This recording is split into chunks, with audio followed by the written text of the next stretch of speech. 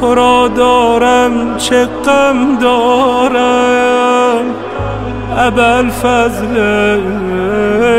علم دارم چه سان نشه تو بردارم چه سان رو در حرم آرم نه قوت در کمر دارم ابوالفضل علم دارم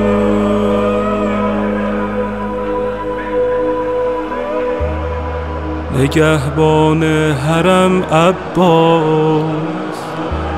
امید خواهرم عباس پناه دخترم عباس چه سان نشه تو بردارم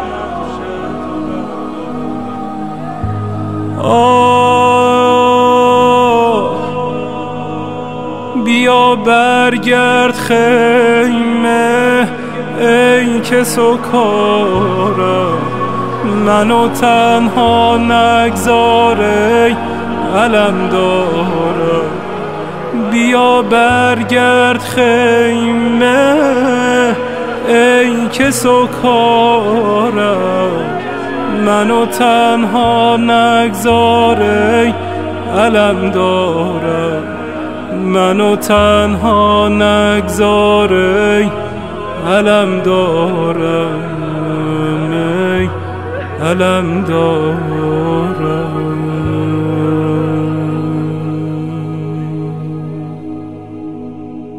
دیدم یه زنی رو گذاشتن توی یه چیزی مثل تابوت آوردن کنار زری مریض بود آوردن کنار زری گذاشتن رو زمین گفت آوردن جلوی این تابوت این زنه دیدم نفس نفس میزنه یه جوونی هی تو سرش میزد میگه یا ابوالفاضل من تو عالم فقط همین مادرمو دارم هیچ کسی ندارم شفای مادرم از تو میخوام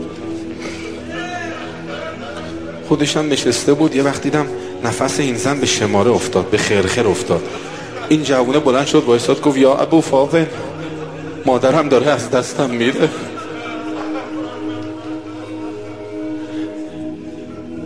میگفت یه وقت دیدم نفس حبس شد بلند شد یا ابوالفاضل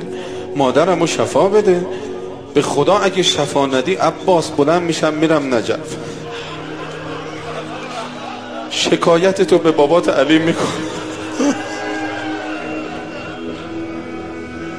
رفتم جلو گفتم جوان مؤدب باش اینجوری آدم با عباس گفت شیخ چی داری میگی؟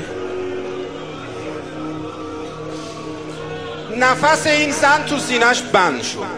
این جوون دوید از حرم بیرون میگه دم در وایستاد برگشت گفت عباس یا ابوالفاضل یادت باشه شفای مادرمو ندادی دارم میرم نجف شکایتتو به بابات علی بکنم این شیخ میگه وایستادم ببینم چی میشه رفت ساعتی نکشیده بود یه وقت دیدم این زن از تو تابوت تمام قامت بلند شد وایستاد رو به ذریح شکرا یا ابوالفاضل شکرا یا ابوالفاضل شکرا یا ابوالفاضل میگه طولی نکشید دیدم جوونم برگشت اما گریه میکنه رفتم جلو گفتم چته جوون عباس که مادر تو شفا داد چرا داری گریه میکنی گفت شیخ دست بر داشتم تو بیابون میدویدم و داد میزدم دیگه کسی به عباس باب الحوائج نگه عباس باب المراد نیست عباس باب الحوائج نیست یه وقت دیدم یه سواری از روبرو اومد به من رسید گفت جوون کجا میری گفتم دارم میرم نجف برای چی میرم شکایت عباس رو به باباش علی بکنم مادر منو شفا نداده گفت برگرد شکایت عباس رو به باباش علی نکن عباس مادر تو شفا داد برگرد گفتم دیگه رمق برا برگشت ندارم نفسم بند اومده گفت پشت مرکب من بشین من میبرمه شیخ پشت مرکبش نشستم خودم رو جلو حرم عباس دیدم تا به خودم اومدم دیدم اسب افسارش آزاده خودش داره حرکت میکنه خوب که نگاه کردم دیدم این آقا که من پشت مرکب اون نشستم دست در بدن